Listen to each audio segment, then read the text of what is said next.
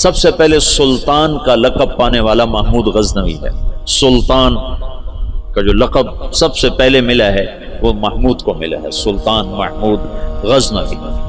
اس کا باپ غلام تھا، غلام سبکتگین غلام تھا.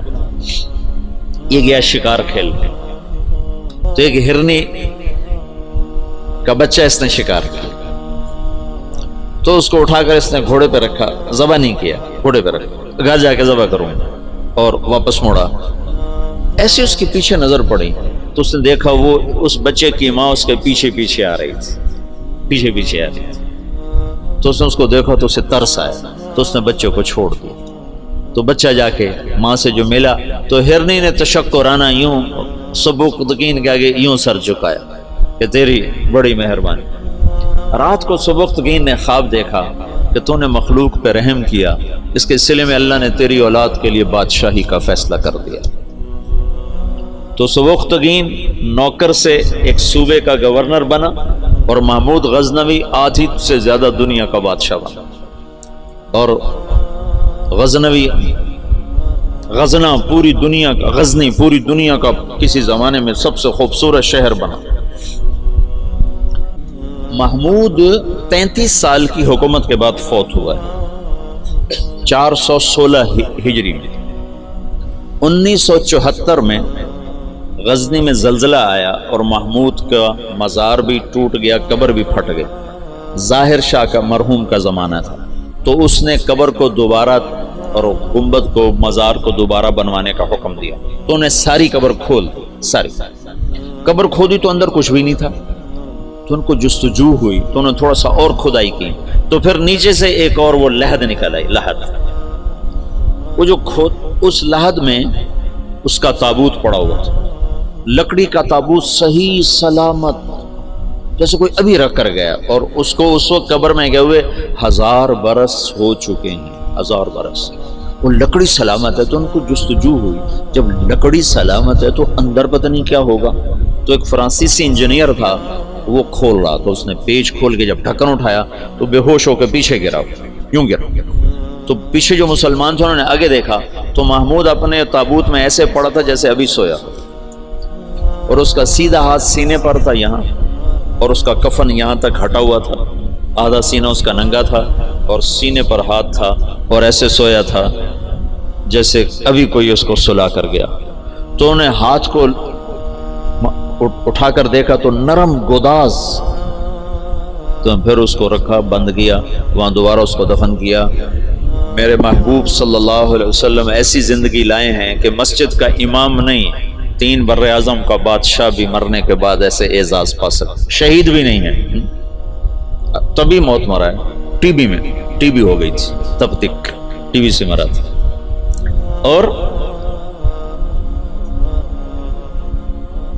خبر اس پر ایسے فدا ہے کہ اس کے بال کو بھی نہیں اکھیڑا. ایسی زندگی اسلام ہمیں دیتا ہے کہ مر کے بھی زندہ رہ جاؤ.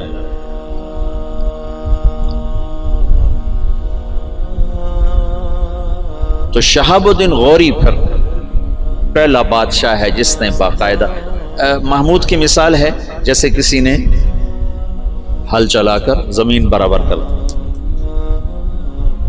اس کے پاس ایک شخص آیا کہ حضرت کا سلطان، میں بہت مظلوم ہوں. کیا ہے؟ کہ تمہارا بھانجا تیسرے چوتھے روز میرے گھر آتا ہے، میری بیوی کے ساتھ برا کرتا ہے، مجھے گھر سے نکال دیتا ہے، میری تجھ تک پہنچ بڑی مشکل سے ہوئی. تو محمود کا رنگ غصے سے سرخ ہو. اس نے کہا آئندہ جب ایسا واقعہ ہو فوراً میرے پاس آ. اور درباریوں سے کہا یہ شخص جب پہنچے، میں سو بھی رہا ہوں تو مجھے اٹھایا جائے. تیسری رات وہ آیا، تیسری رات بھاگتا ہوا.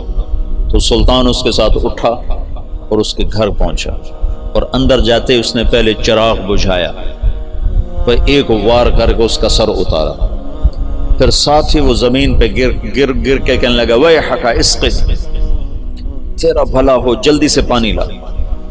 تو بھاگ کے گیا، پانی لایا، پانی پہ کہنے لگا چراغ جلاؤ. چراغ جلایا تو مقتول کو دیکھ کر اس نے کہا الحمدللہ. تو اس نے پوچھا سلطان یہ کیسے ہوا؟ میں کچھ باتیں سمجھنا چاہتا ہوں۔ تم نے چراغ آتے ہی بجھایا، قتل کر کے زمین پہ گر گئے، پانی مانگا، اس کو دیکھ کے الحمدللہ کہا، یہ کیا مسئلہ ہے؟ تو محمود نے کہا جس دن تم فریاد لے کر آئے تھے میں نے قسم کھائی تھی نہ کھاؤں گا، نہ پیوں گا، نہ سوؤں گا۔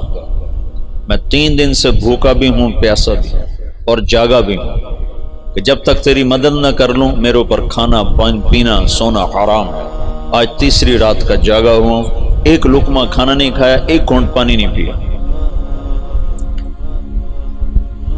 گرا میں اس لیے، پانی میں نے اس لیے، چراغ میں نے اس لیے بجھایا کہ اگر میرا بھانجا ہے تو میری تلوار کہیں کانپ نہ جائے، وار صحیح کرے، اور الحمدللہ میں نے اس لیے کہا کہ یہ میرے خاندان کا بھی نہیں چے جائے کہ میرا بھانجا ہو، یہ تو کوئی میرے نام پہ تمہاری عزت لوٹتا رہا۔